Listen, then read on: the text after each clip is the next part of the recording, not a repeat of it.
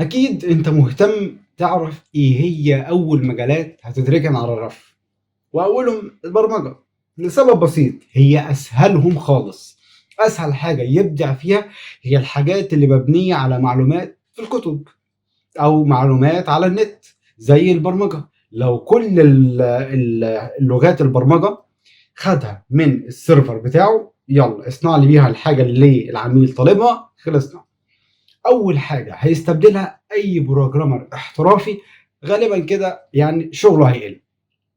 لأن زي ما قلت لك دلوقتي بقت في ناس بدأت فعلا تعمل موديل اي اي ممتازة، وبصراحة يعني أنا جربت أستخدم حاجة زي كده، بصراحة بتطلع نتائج كويسة جدا.